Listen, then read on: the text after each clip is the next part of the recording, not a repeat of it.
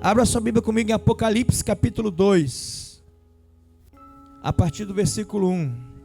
Apocalipse capítulo 2, a partir do versículo 1. E agora nós temos alguns lugares aqui na frente vagos, tá bom? Se quiser chegar para cá, se estiver em pé, quiser chegar mais para perto aqui, temos lugares aqui na frente, fique muito à vontade para isso. Apocalipse capítulo 2, a partir do versículo 1. Diz assim: todo mundo aí? Amém, amém? Glória a Deus. Ao anjo da igreja em Éfeso escreve: essas coisas diz aquele que conserva na mão direita as 7 estrelas e que anda no meio dos 7 candelabros de ouro. Conheço as obras que você realiza, tanto o teu esforço como a sua perseverança. Sei que você não pode suportar os maus e que pôs à prova os que se declararam apóstolos e não são, e descobriu que são mentirosos. Você tem perseverança e suportou provas por causa do meu nome sem esmorecer. Tenho, porém, contra você o seguinte: você abandonou o primeiro amor. Lembre-se, pois, de onde você caiu. Arrependa-se e volte à prática das primeiras obras. Se você não se arrepender, virei até você e tirarei o seu candelabro do lugar dele. Mas você tem a seu favor o fato de que odeia as obras dos nicolaítas, as quais eu também odeio. Quem tem ouvidos, ouça o que o Espírito diz às igrejas. Ao vencedor, darei o direito de se alimentar da árvore da vida que se encontra no paraíso de Deus. Amém. Obrigado, Senhor, por tua palavra, que agora vamos compartilhar com a tua igreja.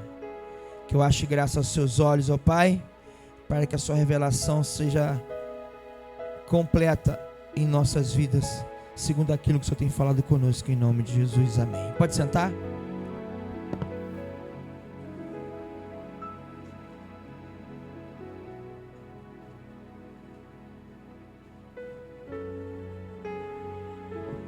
Então aqui em Apocalipse, o apóstolo João estava isolado na ilha de Patmos.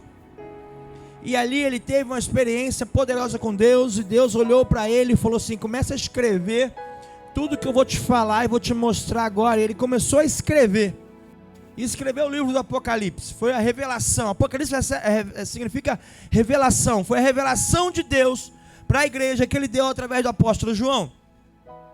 E Deus, o próprio Jesus, falou com ele assim: olha só, escreve as 7 igrejas, escreve essas cartas às igrejas que eu vou te mandar escrever agora. E ele então começa escrevendo as cartas às igrejas, e vem a igreja de Éfeso, de Esmirna, de Pérgamo, de Laodiceia, de Tiatira, e ele escreve as 7 cartas às 7 igrejas da Ásia.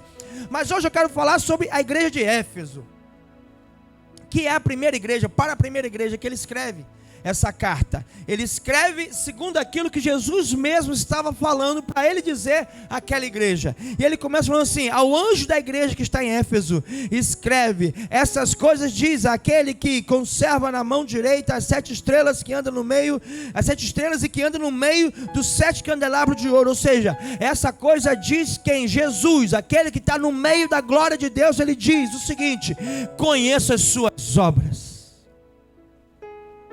Aleluia. Nós já aprendemos nesse lugar, mas quem não lembra ou não aprendeu ainda, eu vou falar de novo. Hoje eu e você somos a igreja de Deus. A igreja de Deus hoje não é esse edifício, esse templo onde você está sentado nessas cadeiras aqui, ouvindo essa palavra e adorando ao Senhor e orando ao Senhor e sentindo a presença do Senhor. Aqui é a reunião dos santos, mas a igreja de Cristo hoje sou eu. Fala assim: a igreja sou eu. O próprio apóstolo Paulo, agora escrevendo ali para a igreja de Coríntios, ele fala que eu e você somos o templo do Espírito Santo. 1 Coríntios capítulo 3, versículo 16. Eu e você somos o templo do Espírito Santo. Significa dizer o seguinte: o Espírito Santo não habita nesse templo feito por mão humana. O Espírito Santo habita nesse templo feito pela mão divina. Porque esse templo foi feito pelo próprio Deus. Foi Ele que teceu, foi Ele que estruturou, foi Ele que organizou, foi Ele que criou o boneco de barro, e foi Ele que soprou nas narinas do boneco de barro, e o homem que era boneco de barro se fez alma vivente. Então Deus não habita em templos feitos por mãos humanas. Foi como Ele disse para Davi: mas Deus hoje habita em mim, Deus habita em você. Aleluia. Olha para a pessoa que está ao seu lado e fala assim: ei, Deus habita em você. Aleluia. Deus habita em mim, Deus habita em você. E aqui então no livro do Apocalipse, Jesus está falando para João: fala para o povo o seguinte: eu conheço as suas obras. Aleluia. Para um e aleluia para outros. Porque tem gente, pastor Adalberto, quando Jesus fala assim: eu conheço as suas obras, dá até um frio na espinha. Por que tu para pensar agora? É Jesus quem está falando assim: eu conheço as suas obras. Ou seja, eu sei o que você anda fazendo. Eu sei o que você anda fazendo. Eu sei o que você anda falando. Eu sei com quem você anda falando. Eu sei onde você anda andando. Eu sei o que você anda pensando. Eu conheço você. Eu sei quem é você. Como eu orei pelo Heitor aqui, lá em Jeremias capítulo 1, o profeta fala, né? Deus falou para o profeta: Jeremias, eu te conheço antes do ventre materno, e no ventre materno eu te separei como profeta para as nações. Olha só, Deus nos conhece. Jesus nos conhece, Ele sabe quem nós somos. Ele sabe o nosso levantar, como o Salmo 139 que nós lemos. Ele sabe o nosso deitar. Não adianta a gente tentar se esconder dele. Ele sabe quem somos, onde estamos, o que estamos fazendo. Ele diz: eu conheço as suas obras. Eu ministrava hoje ali na classe de integração pela manhã, e nós falamos um pouco disso, que nós temos a escolha de caminhar com Jesus ou caminhar sem Jesus. E nós podemos ser tão bom no engano que podemos enganar até a nós mesmos, mas a Jesus a gente não consegue enganar. Porque o Salmo 139, o salmista Davi fala assim: para onde eu vou fugir da tua presença? Se corro lá para o mais profundo abismo, tu está lá. Se eu pego as asas alvoradas, tu está lá. Se eu me esconder em qualquer lugar, tu vai estar lá. Não tem como eu me esconder de Deus, não tem como fugir da presença de Deus, porque Ele é onipresente e Ele conhece todas as coisas, e Ele conhece a minha e a sua obra. Deus sabe o que está pensando agora a meu respeito.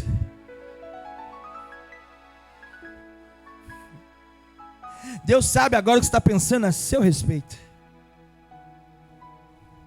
Sonda-me, Senhor, e conhece meu coração. Davi dizia: vê se há em mim algum caminho mau, e livra e guia-me pelo caminho eterno. Por quê? Porque nós mesmos muitas vezes não conseguimos perceber o caminho torto que a gente vem caminhando, mas Jesus conhece as nossas obras.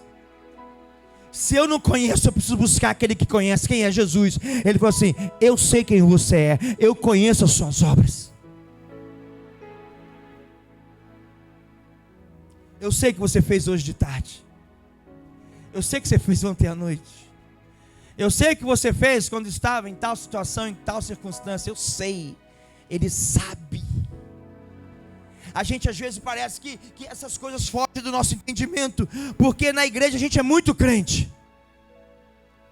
Falávamos ontem aqui na classe na célula de casais, né? Quando a gente falou da santidade da vestimenta, eles vão, quem estava aqui vai lembrar: se eu botar um terno, pastor, uma gravata bonita, pegar esse biblão lindo aqui que a igreja me deu, botar debaixo do meu braço e sair andando, assim, lá vai um homem de Deus. Será que é homem de Deus mesmo? Porque a gente consegue enganar as pessoas com a nossa roupa, consegue enganar as pessoas com o nosso vocabulário, a gente consegue enganar as pessoas de várias formas.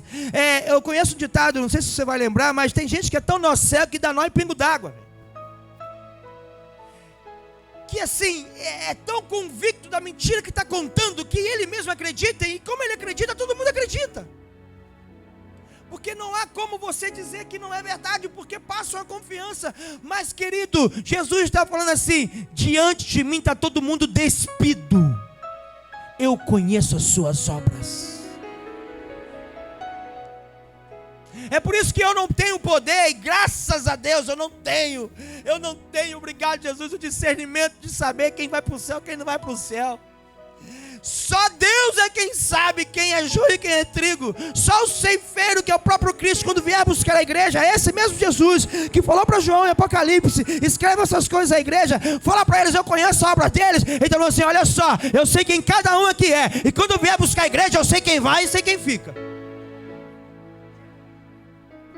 E como é que eu posso mudar a circunstância hoje? Conhecendo-me mais e buscando mais a face do Senhor. Porque como eu disse no começo, quando Jesus fala assim: ei, eu conheço as suas obras, para uns, glória a Deus, mas para outro, deu ruim. Eu esqueci que Ele vê todas as coisas. Porque eu dizia, né? Então eu posso andar engravatado bonito, como um grande homem de Deus, com a Bíblia debaixo do braço, mas só Deus vai saber de fato quem é o meu coração. Com qual propósito eu faço isso? A primeira coisa que eu quero que você entenda nessa noite, querido, é que não tem como se esconder da face do Senhor. Ele sabe quem nós somos, desde antes do ventre materno. Então, se Ele sabe quem nós somos, e a Ele nós entregamos a nossa vida, o que eu não entregou, vai entregar hoje em nome de Jesus. Em nome de Jesus, não há mais o que fazer, a não ser se render a Ele. E falar: Jesus, eu sou esse negócio esquisito mesmo. Por que eu sou esse negócio esquisito? Porque ontem, Jesus, eu queria muito andar na Tua presença. Eu queria muito. Eu fiz muito para andar na Tua presença, mas eu amanheci hoje sem vontade de ir até o culto. Eu tive uma experiência contigo no meu Peniel, Jesus. Esse Satanás entrasse na minha frente, eu passava por cima dele. Só que agora eu ando de braços dados com ele. Porque quando nós falamos lá em Peniel e falamos ao chegar aqui: ei, o fogo do Peniel vai passar, o que vai restar é o que você queimou no altar, querido. É aí que nós vamos ver se foi realmente impactante e tremendo na sua vida. Porque é muito legal quando a gente vem incendiado do encontro de impacto com Deus, de encontro com Deus, de momento de experiência com Deus. É lindo e maravilhoso. Mas os dias maus vêm e sempre vêm. E Jesus continua falando assim: eu continuo conhecendo as suas obras. Porque, como eu dizia, é muito fácil ser crente na igreja. É muito fácil ser crente lá na célula. É muito fácil ser crente na consagração. É muito fácil enganar qualquer pessoa e até a si mesmo. Mas a Jesus ninguém engana. Eu conheço você.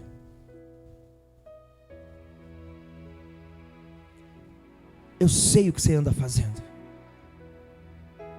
Eu sei quais são os seus pecados. Ainda que você não me confessou, eu sei quais são. Agora deixa eu te dizer uma coisa. Sabedor de toda a nossa condição humana de pecado, Ele veio na cruz e morreu no nosso lugar. Sabendo que a gente consegue enganar até a nós mesmos, Ele veio na cruz e morreu no nosso lugar. Sabendo que a gente podia negá-lo, como Pedro negou 3 vezes, e o galo cantou, e a gente fala de Pedro, mas nega ele todo o tempo que a gente peca, a gente está negando a ele. Ele veio e morreu no nosso lugar. Sabendo que eu poderia virar as costas e ir embora, abandonar tudo que Ele fez por mim, toda a bênção que Ele me trouxe, toda a cura que Ele me trouxe, toda a libertação que Ele me trouxe, eu ir embora como ingrato, ainda assim Ele veio e morreu no meu lugar. Porque para Ele ser o que Ele é, não depende daquilo que eu sou, só depende daquilo que Ele é, e Ele é o amor. Ele é o amor que nos amou primeiro. E Ele falou: escreve isso para a igreja de Éfeso. Eu conheço as suas obras. Eu sei quem você é. Eu sei por onde você tem andado, com quem você tem conversado, o que você tem conversado. Eu sei quem você é. E Ele fala para a igreja: olha só, eu sei, eu conheço as obras que você realiza com tanto esforço e com sua perseverança. Ou seja, o que Ele está falando para a igreja de Éfeso? Eu sei que você não está brincando de ser crente. Eu sei que você é um homem, uma mulher esforçado. Um homem ou mulher perseverante. É o que está aqui, perseverante. O que é perseverar? Perseverar é continuar fazendo ainda que eu não tenha forças. Perseverar, né, já que é continuar naquela persistência, continuar debaixo daquela palavra. Eu tenho caminhado, não tenho visto nada mudar, mas se eu estou debaixo da palavra, eu vou continuar a caminhar. O Senhor falou para eu orar, eu estou orando, não vejo circunstância mudar, mas Ele mandou orar, eu vou continuar orando. Ele mandou continuar caminhando, ainda que eu não veja um degrau na minha frente, eu vou continuar caminhando. Perseverar é andar debaixo da palavra do Senhor. Perseverar é continuar fazendo, ainda que eu não queira fazer, ainda que eu não tenha força, ainda que para mim seja impossível. Perseverar é ir adiante. E Jesus está falando para a igreja de Éfeso, está falando para mim, está falando para você, está falando para a família média, está falando para nós. Ei, eu conheço o seu esforço, eu sei que você anda perseverando. Eu sei que as coisas não têm parecido fáceis. Por quê? Porque se eu preciso perseverar é porque não está sendo fácil. Porque perseverar é continuar fazendo ainda que seja difícil. Ainda que todo mundo diga que não, ainda que as pessoas digam que não está certo, que não vai dar certo, ainda que as pessoas falem que não é para você esse chamado, se Deus falou contigo, persevere. Persevere. Ou seja, o que Deus está falando? Jesus está falando. Olha, quando eu ouvia no meu espírito a palavra provocadores, e Jesus em pé no trono ali, no altar, diante do trono, olhando para nós, falando assim: provoca, porque eu sei quem vocês são. Vocês estão perseverando. Tem gente aqui, querido, que já queria ter abandonado tudo, já queria ter largado tudo. Tem gente que queria ter largado emprego, largado família, largado ministério, largado igreja. Tem gente que já queria ter feito isso, mas porque está debaixo de uma palavra tem perseverado. Jesus está falando assim: olha só, eu sei a obra que você realiza com esforço. Deixa eu voltar aqui e falar com os líderes de célula. Ei, líder, Jesus conhece o seu esforço. Ele conhece a sua perseverança, que você está cuidando da vida de outras pessoas e precisando de cuidado na sua casa. Ele sabe disso. Ele sabe que você está aconselhando outras esposas para que conquiste seus maridos, mas o seu próprio marido ainda não está na presença. Ele sabe. E ele fala assim: você é perseverante, você não desistiu. Você é perseverante, você não abandonou. Ele fala assim: eu conheço, eu sei quem é. Porque às vezes a gente fala assim: Jesus, você não está vendo? Ele fala assim: eu estou vendo. Eu estou vendo. Porque às vezes a gente quer que alguém levante assim: Adriano, eis que te digo, Jesus manda te dizer, eu estou vendo você perseverar. Ei, que ele está escrito na palavra. Ei, igreja. Fala assim: ei, igreja, bata a mão no peito assim: ei, igreja, Jesus está vendo.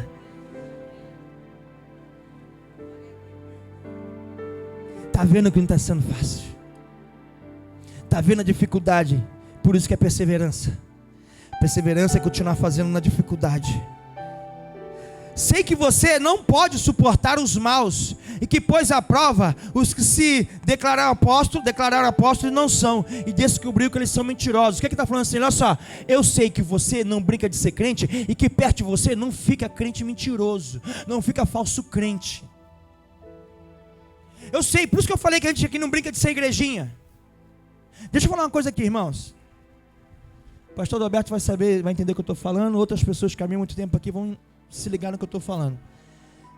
Tem pessoas que chegam aqui: eu faço, eu aconteço, eu sou. Beleza.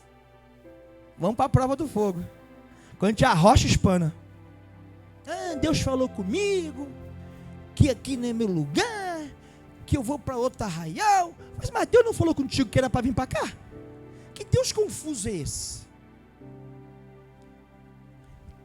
Pois à prova aqueles que disseram que eram e não eram. Irmãos, aqui ninguém brinca de ser igrejinha não. Aqui a gente ama, a gente ri, a gente faz bagunça, a gente é barulhento, mas a gente é crente de verdade. A gente não brinca de ficar passando a mão na cabeça de ninguém não. A gente não afronta ninguém, mas confronta todo mundo. Em amor, em obediência pela palavra, conquistando o coração, trazendo para perto, discipulando e transformando a vida dessa pessoa em discípulos e discípulos de Jesus. E que pessoas que chegam dizendo que são e não são, são colocados à prova, e eles mesmos mostram para nós que são mentirosos. A igreja de Éfeso era uma igreja séria assim. Não porque eu sou pregador, eu sou isso. É mesmo, vamos ver se é. Bota no fogo, queima. Vira cinza. Não é mentiroso. É fariseu. A igreja de Éfeso era uma igreja muito séria. Era uma igreja muito comprometida com o chamado dela. Era uma igreja muito apaixonada em tudo que fazia. E por isso era uma igreja perseverante. Era uma igreja que botava à prova aqueles que diziam ser e não são. Era uma igreja linda e poderosa do Senhor. Só que, aqui no versículo 3, você tem perseverança e suportou provas por causa do meu nome, sem esmurecer. Por causa de Jesus, passou pela aprovação sem reclamar. Sem reclamar. Está na guerra, segue firme. Está na guerra, toma outra. Ai, me bateram, entrei para a igreja, virei crente, tudo ficou ruim, tudo piorou, parece que minha casa caiu. Não. Igreja de Cristo vou seguir adiante. Suportar que Jesus Cristo suportou na cruz, ninguém suportou, então vamos embora. Deixa eu lembrar aqui um texto, deixa eu ver aqui.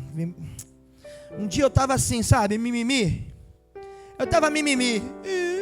Eu estou trabalhando para o Senhor, nada dá certo. Eu estou fazendo coisa para o Senhor, nada acontece. E eu comecei a orar ao Senhor. Eu comecei a orar ao Senhor. Senhor, me dá uma palavra, porque está acontecendo isso. O inimigo se levanta, eu estou fazendo a tua vontade. Tu não está vendo, Deus, como é que eu estou sofrendo? Tu não está vendo como é que a guerra está? Deus, eu vou largar tudo. Eu falando isso para Deus. Aí Deus falou comigo assim, abre a Bíblia. Eu fui para a Bíblia, Hebreus capítulo 12, versículo 4. E Deus falou assim, na luta contra o pecado, você ainda não resistiu até o sangue. O Espírito Santo falou assim, você nem sangrou ainda, está reclamando de quê? Vai ser crente. Meu filho sangrou na cruz, você nem sangrou, está reclamando de quê? É isso aqui que Jesus está falando para a igreja de Éfeso. Você suportou provações por causa do meu nome e não esmureceu, não murmurou, não retrocedeu, não reclamou, não diz como a Nanda diz, né? Não bateu. Não, você não fez nada disso. Tu entendeu o teu chamado e foi. Essa é você, igreja. Aleluia. Aleluia. Só que vem o versículo 4. Mas tem um porém. Fala assim, mas, porém, entretanto, todavia. Eu lembro da aula de português. Mas, porém, entretanto, todavia, tenho contra você uma coisa. Eu tenho algo contra você. Você abandonou o primeiro amor. E por abandonar o primeiro amor, o que acontece? O ministério começa a ficar pesado. A gente começa a ficar fadigado. E a gente começa a querer até esmurecer. Porque nós abandonamos o primeiro amor. A gente começa a fazer as coisas no automático. A gente não para entender por que eu estou fazendo aquilo que eu estou fazendo. Um dia em casa, numa questão, nós estávamos todos ali numa situação. E alguém falou assim, mas eu faço isso, aquilo, e ajudo isso, ajudo naquilo. Aí eu falei assim, se está fazendo para mim, pode parar de fazer. Se fui eu que te coloquei nessa missão, pode soltar. Agora, se for Jesus, vai se entender com ele. Quem me deu o chamado foi Jesus, irmãos. Quem te deu o chamado foi Jesus. Só que ele te deu o chamado pelo amor que você tinha à causa dele e por ele. E aí a gente começa a trabalhar para Jesus, se envolve com a missão de tal forma que a gente esquece daquele que nos comissionou para a missão que estamos realizando. E a missão passa a ser mais importante do que estar aos pés de Jesus. Aí eu volto lá na Maria, que ela escolheu a melhor parte. Por quê? Porque Marta estava envolvida com a missão. O que Marta estava fazendo? Servindo Jesus, irmãos. Estava arrumando a casa para Jesus, arrumando um aposento, uma cama para Jesus descansar, estava preparando comida para Jesus comer. Ela estava servindo a Jesus. Jesus falou assim, antes de servir a mim, vem estar comigo. É por isso que Maria escolheu a melhor parte. E a gente começa como Maria e daqui a pouco está vivendo como Marta e não se dá conta. É isso que aconteceu com a igreja de Éfeso. Trabalha para chuchu, uma igreja muito comprometida com aquilo que ouviu da parte de Deus e faz a missão, mas não faz mais com o mesmo propósito. Ou perdeu a origem, o sentido que te impulsionou a fazer aquilo que está fazendo, e por isso está sofrendo como está sofrendo. Porque quem faz porque ama, não sofre na missão, ainda que a missão seja árdua e dolorosa. Eu lembro da Nanda amamentando nossos filhos. Eu não sei como é que foi com vocês, irmãos, mas o bico da Nanda chegou a cair um pedaço. E eu lembro da Nanda com meus filhos no colo, amamentando, lágrimas escorrendo, chorando de dor, mas o coração alegre de estar conseguindo amamentar nossas crianças, porque essa missão dói, mas o amor fala mais alto, então não importa a dor. O problema é que a gente está fazendo muita coisa, esquecendo do que nos motivou a fazer. É o amor que Jesus tem por nós e pelas pessoas. E doía, mas ela se alegrava. E quando a criança chorava para ter mamar de novo, o que ela fazia? Ela colocava de novo. E passava para o outro. E passava para o outro. Mas não deixou de amamentar nossas crianças, porque fazia por amor. E eu conheço um monte de mãe aí que fala assim: não, está doendo muito, não vou dar mais não. Na minha cabeça algumas coisas não funcionam, tá? Tem algumas coisas que eu tenho que virar umas chavinhas, porque eu não consigo conceber uma coisa dessa.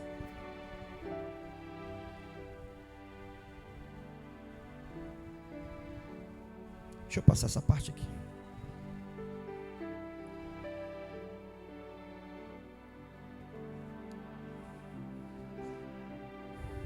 A gente começa a fazer a obra de Deus por amor e começa depois a estar fazendo por fazer, esquecendo por que a gente começou a fazer. É isso que está acontecendo com a igreja de Éfeso. E olha só o que ele diz, olha só: isso eu tenho contra você, porque eu não quero que faça por fazer, eu quero que faça porque ama. Porque, como eu disse e repito, quem ama vai fazer independente da dor que vai sentir. Lá em Lucas capítulo 22, na última ceia, Jesus falou para os discípulos assim, quando prepararam então a última Páscoa: como eu ansiei por esse momento com vocês. Qual momento? O da última Páscoa. Por quê? Porque estava próximo de cumprir a revelação do amor. E o que a revelação do amor fez? Morreu na cruz para nos salvar.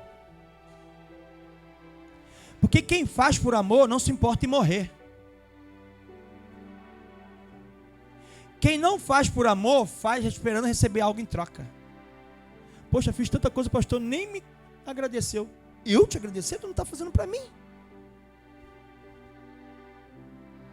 Se estiver fazendo para o pastor, irmãos, com todo o carinho que eu tenho no coração, deixa de fazer. Eu não posso dar o que Jesus disse que ia te dar quando você assumiu esse chamado. E essa responsabilidade eu não posso assumir também. Eu sei que eu me esforço para fazer aquilo que Ele me chamou para fazer, porque eu faço por Ele, para Ele. E você também precisa disso. A igreja de Éfeso era linda e maravilhosa, mas Jesus falou assim: porém, entretanto, todavia, eu tenho contra você que você abandonou o primeiro amor. Versículo 15: lembre-se, pois, de onde você caiu, arrependa-se e volte à prática das primeiras obras. Como assim das primeiras obras? Eu continuo fazendo as mesmas coisas, mas não com a mesma motivação. Pegar aqui os meninos do louvor, eu continuo tocando no louvor, mas abandonou o primeiro amor. Continua tocando com a motivação diferente agora. Eu continuo na intercessão, continuo ministrando na dança, continuo sendo professor de escola dominical. Continua fazendo por amor? Ou abandonou o primeiro amor? Se abandonou, está na hora de voltar lá onde caiu e corrigir isso. Voltar à prática das primeiras obras. Pastor, mas hoje eu toco melhor do que quando eu comecei. Mas antes o coração era maior para Jesus do que é agora. Querido, Jesus ele pode capacitar qualquer pessoa a fazer qualquer coisa. Conheço testemunho de pessoas que pegaram o violão, começaram a dedilhar, passaram a noite com o violão, amanheceu tocando.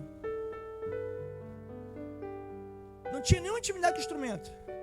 Eu vi o testemunho de um rapaz na internet semana passada. Ele é até famoso, um pastor. Hoje ele é famoso, está com as músicas aí tocando nas igrejas.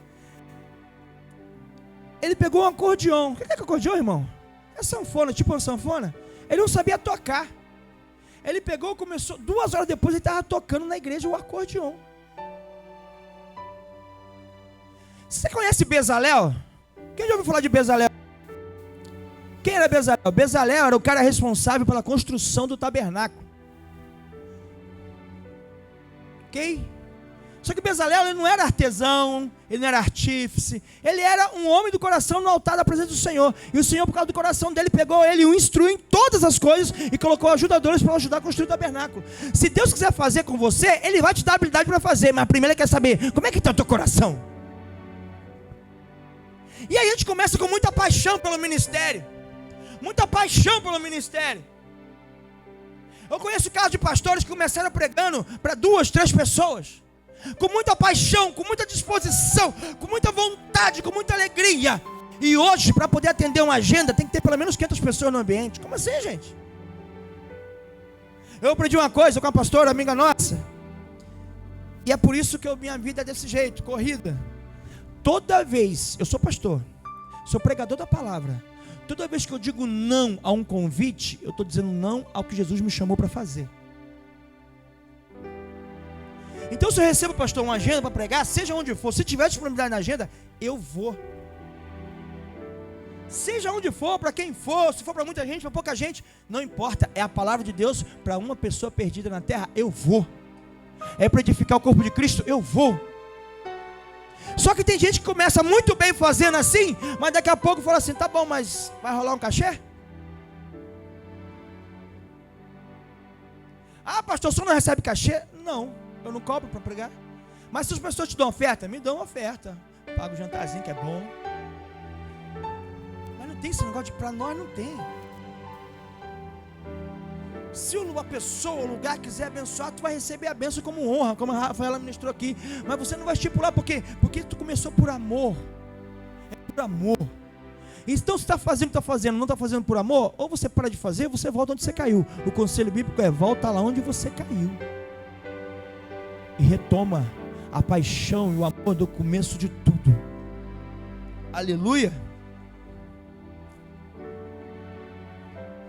Versículo 6, mas você tem a seu favor o fato de que odeia as obras dos nicolaítas, os quais eu também odeio. Jesus está falando assim, olha só, no meio de vocês tem um povo chamado nicolaíta. Vocês os odeiam. E marcaram o ponto comigo, porque eu também os odeio. Quem são os nicolaítas? Era tipo uma seita dentro do povo de Deus ali, que tentava interpretar o evangelho de outra forma, levando o povo a pecar. Pra você ter noção, até altar sexual eles queriam estabelecer. Jesus está falando assim, está vendo como é que eu te conheço? Eu sei que vocês não suportam essas pessoas, eu os tenho tirado do vosso meio. Jesus está falando assim, eu sei que você tem se esforçado, eu sei que você tem se dedicado, mas você precisa voltar ao primeiro amor. Por quê? Eu preciso restaurar a sua vida. Versículo 7, quem tem ouvidos ouça o que o Espírito diz às igrejas. Ao vencedor darei o direito de se alimentar da árvore da vida. Gente, olha só, darei o direito de se alimentar da árvore da vida. Que árvore é essa? É aquela que é proibida. Por isso que Adão e Eva pecaram, porque desobedeceram e comeram dessa árvore. Quem vencer vai ter autoridade e permissão de Deus para comer da árvore da vida. Nunca mais vai morrer. Como assim? Novo céu e nova terra, a salvação com Jesus. Quando eu continuo fazendo as obras conforme no primeiro amor, e consigo vencer todas essas batalhas, eu vou ser salvo. E Jesus falou assim, pode comer da árvore da vida, agora ela também é sua.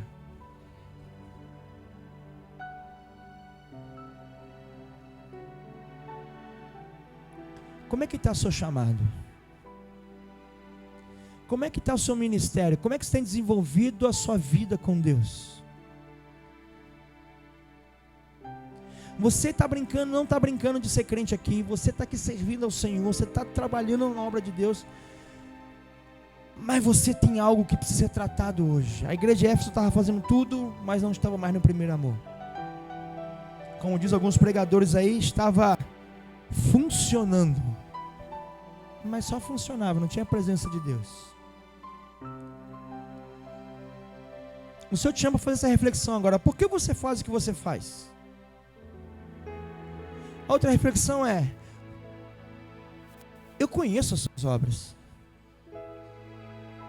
Eu sei quem é você.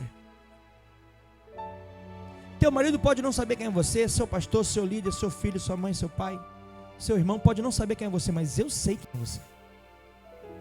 É Jesus quem está falando aqui. Escreve isso aí, João, para a igreja. Diz a eles: eu os conheço. E ainda sabendo que a gente poderia falhar, ele não hesitou em vir e morrer no nosso lugar. Por quê? Porque ele é o amor que a igreja de Éfeso abandonou. Tem um monte de igreja, de crente, de ministério, de coisas acontecendo na igreja, que acontece sem a presença de Jesus. Está até em nome dele, mas ele não está lá. Ele é o amor que foi abandonado por muitos.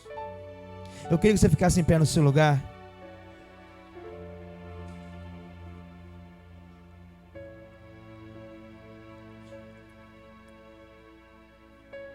E debaixo dessa palavra, você refletisse nisso que foi ministrado no seu coração.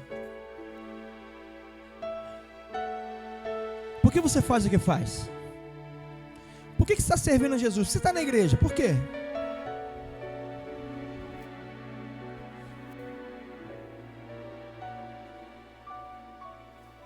Se vier a perseguição, tu vai continuar fazendo ou vai abandonar tudo? Você tem murmurado das coisas que Deus tem colocado para você realizar? Você já abandonou Jesus de fato? Eu te pergunto, quem é você aqui? Mas Jesus fala assim: eu sei quem é você que está aqui. E eu te trouxe aqui para poder ministrar isso no seu coração. Apesar de você, eu continuo te amando. Eu te falando, vai lá, se arrependa de onde caiu e volte ao primeiro amor. Ele está falando: olha só, você caiu, você pecou, você abandonou, eu não vou excluir você, eu quero redimir você. É só você voltar e se arrepender lá onde você caiu e recomeçar todas as coisas. Jesus te chama para comunhão. Jesus te chama para remissão. Jesus nos chama hoje para o perdão. Jesus nos chama para voltar a fazer as coisas com a paixão que nós tínhamos quando começamos a fazer essas mesmas coisas.